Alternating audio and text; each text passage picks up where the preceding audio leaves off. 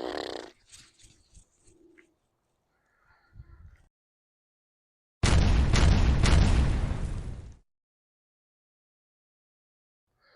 to Sword of the Month Club.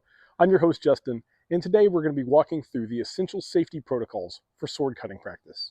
We're going to be using Bill, our synthetic longsword, for demonstration. And if you're new to cutting, you're going to want to make sure that you have a good synthetic trainer or waster before ever touching live steel.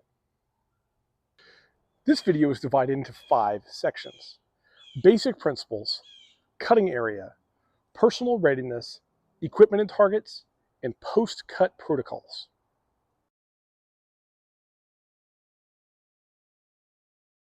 Let's start with the foundation. Safety is non-negotiable. Every cut, every step, every moment in the ring must prioritize safety above all else. Behavior matters.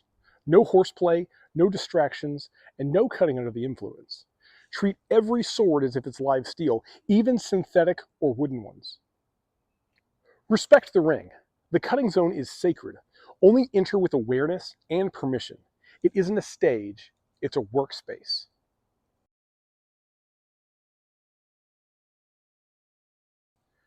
Designate your cutting area clearly. Use cones, rope, or visual markers to define the space. Everyone should know where the ring begins and ends. Our cutting ring is designated by this compacted earthen area. Keep the area clear. Remove all tripping hazards, loose gear, and anything that could interfere with movement. Only one person ever enters the ring, and only one person ever cuts at a time. This prevents accidents and keeps focus sharp. Spatial awareness is key. You're going to want to establish your blood circle, which is an arm length plus your sword length at all times. This is going to include the space above you as well. At no point should any person, animal, or non-target enter this space at any time. Use a buddy system. Have someone nearby who can be a spotter for safety hazards, and in a medical emergency situation, could render first aid and get the appropriate help if things go catastrophically wrong. Plan for the worst case scenario. Always have a basic first aid kit nearby. Know where it is, and make sure your cutting partners know where it is as well. Everyone needs to know at least basic first aid. Safety isn't just about prevention, it's also about preparation and planning.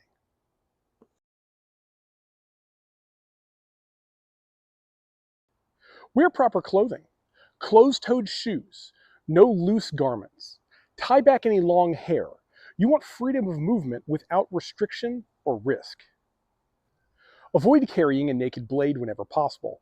However, if you must carry a naked blade, meaning unsheathed, hold it with the point down and the edges away from your body. Be mindful of your surroundings.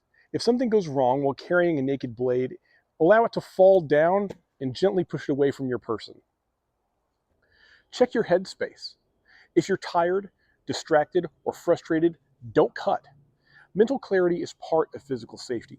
Cutting targets can be extremely fun. However, if you are not in a calm, even headspace, you're more likely to let an unsafe situation slide or go fully unnoticed.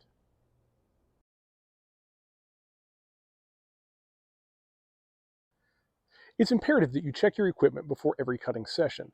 Check your blade for any issues.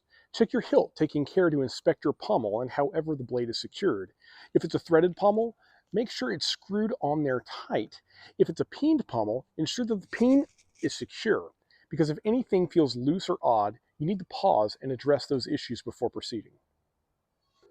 Only use appropriate targets. Pool noodles, cardboard rolls, tatami mats, and water bottles are all great. Avoid hard materials like wood or metal, as these can be damaging to your blade's edge or potentially cause catastrophic failure of your sword. Your cutting stand should be appropriate to your cutting target as well. In ideal situations, your target should be approximately center height to your chest, and your cutting stand should be geared to allow for that.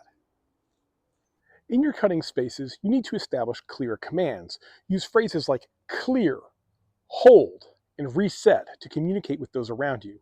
Everyone should know what those mean and should be responsive in calling those commands back so everyone knows that everything was communicated.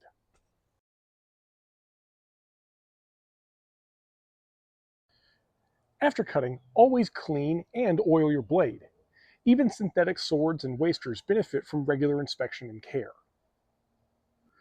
Sword cutting is an incredible practice. It can be fun, but it needs to be done with the care and responsibility that a potentially dangerous hobby deserves. These types of safety protocols are not optional. They should be the standard anywhere that responsible, safe cutting is taking place.